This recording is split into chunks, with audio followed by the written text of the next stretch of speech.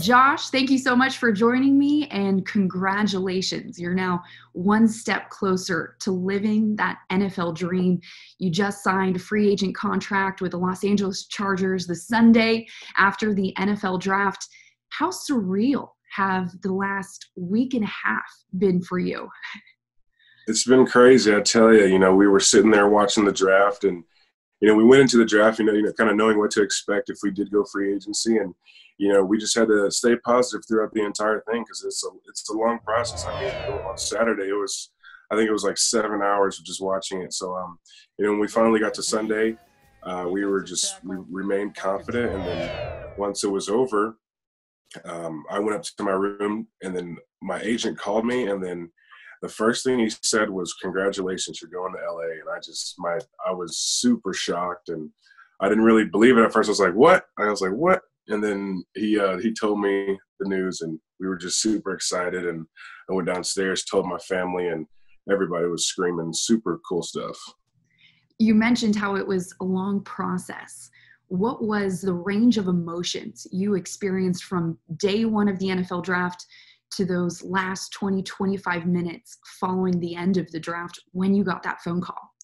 It definitely isn't just a wonderful ride through the whole thing. You do have like some anticipation, like there was a few guys whose first name was Josh, and you'd be like, oh, but it was somebody else. But, you just gotta stick with it, and, you gotta stay positive, going through the whole thing. It definitely is a long draft, but in the end, it all worked out. The Chargers were one of several teams that spoke with you ahead of the draft. What were those conversations like with that franchise? Yeah, basically they just kept in touch with me, ever since season was over.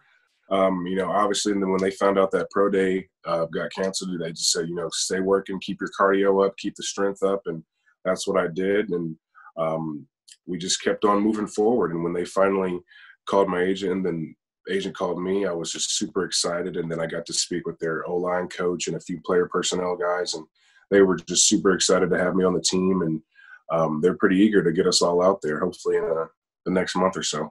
Aside from them giving you the opportunity and wanting you to come play for their team, what else excites you the most about the Chargers? What are you most looking forward to?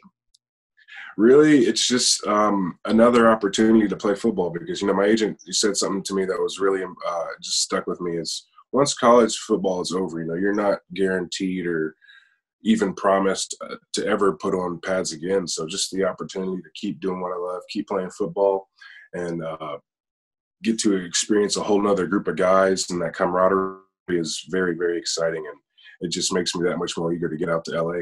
You mentioned what your agent said in terms of, you never know when you're going to put those pads on again, especially in a time like this when we're going through a pandemic and it's changed the sports world dramatically. Since you finished your time at UTSA in November and wrapped up the 2019 season, you had been preparing for pro day. You had been working nonstop for that moment.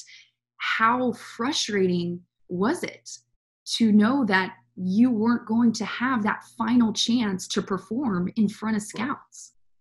Yeah, it definitely was a blow. We didn't really know what to expect. Once everything kind of broke out, we were all just kind of questioning, and then we finally got the news, like, hey guys, we can't really be around each other. And then after that, they canceled the whole thing. So we were kind of bummed out at first, but you just got to keep going. I mean, there's nothing you can really do. I mean, there was a lot more things going on in the world that were more, that had a bigger impact than just a pro day. So, I mean, I didn't really look at it to like, oh man, everything's come crashing down on me. My world is over. There's a lot of more people in the world who were going through much more worse stuff. So, I mean, in my mind, I just kept training, get the cardio up, do what I can do, find weights here at home.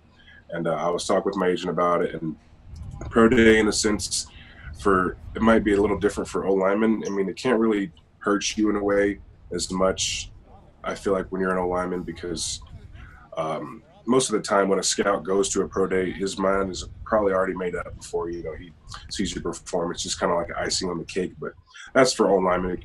I'm sure it's different for skill guys, but I was blessed to be an O-lineman. So, we kept working and we kept training, and it led to where I was today. With the NFL on hold, as well as the rest of the sports world, what's next for you in terms of following the footsteps and making sure you're keeping up with the rest of the Chargers organization, since you Mhm. can't go report to rookie minicamp, which is what you would be doing at the end of this month if there weren't a pandemic? Well, right now we do have some virtual meetings set up in the following weeks where we'll probably just be keeping in touch with the team, keeping a basis on everybody, and those will be daily. And hopefully, during the process of those, we could receive some information on when the NFL is going to allow the rookies to, report in. So, yeah, once we start those meetings, it'll give us a chance to, meet the guys, meet the coaches, and just go from there. And how are you staying in shape? How are you making sure that you're not missing a beat when it does come to reporting finally that first day with your new team?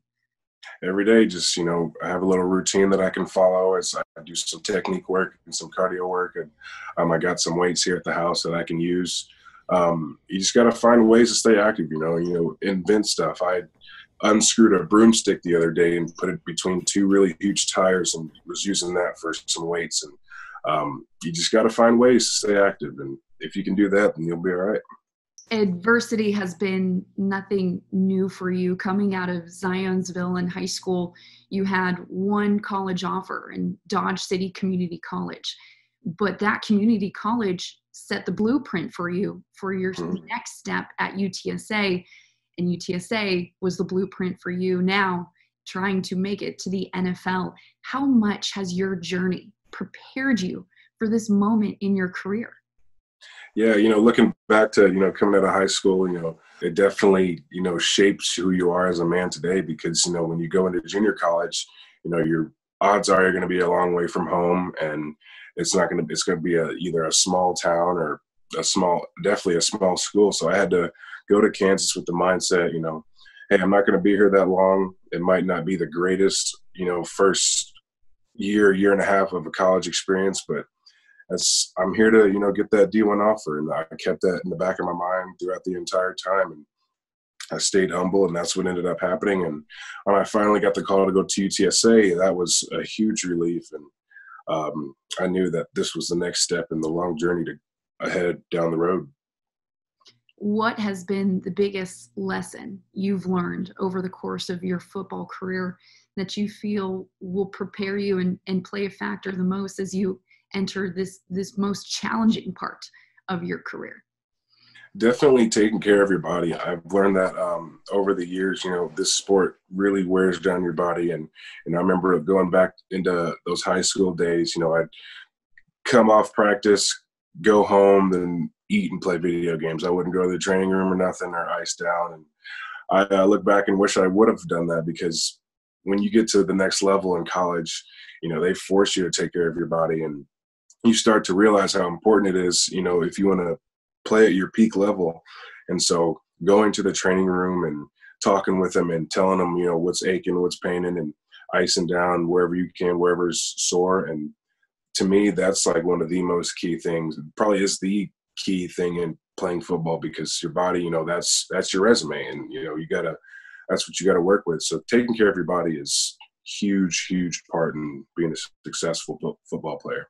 Speaking of taking care of your body, you had to endure the San Antonio, Texas heat for 3 years, and now you're going to the West Coast where it's high 70s, mid 80s all through the summer. I'm in Orange County right now, and we've been enjoying some 70-degree, 80-degree weather. So I have to ask you, how much are you looking forward to that West Coast California weather? Yeah, I've been wanting to go to California since I was real little. So just to go there and play football is, what a blessing that is. But yeah, being in Texas, when I first got there, my coach was convinced I had overactive sweat glands because I just would not stop sweating. Like that heat coming down on my body, it was just like, it was such an adjustment. Like I remember sweat would be already coming off my face by the time we got to the field. And it's like a 50-yard walk. So you just have to, that's one of those things in Texas that you just have to endure. You just have to deal with it. And that's what I did. And after a while, I don't think the sweat ever controlled itself, but, I just learned to, deal with it. And spray some water on my head and keep on moving. But yeah, I am excited definitely to get to California and see what that weather is like. Well, Josh, you had an amazing career at UTSA. 3 years, you started 31 out of 35 games. You will be greatly missed in San Antonio. However, we are very much looking forward to following your career and your football journey with the Los Angeles Chargers. Thank you so much. I really appreciate you taking the time to talk to us, and best of luck. Thank you. I really appreciate it.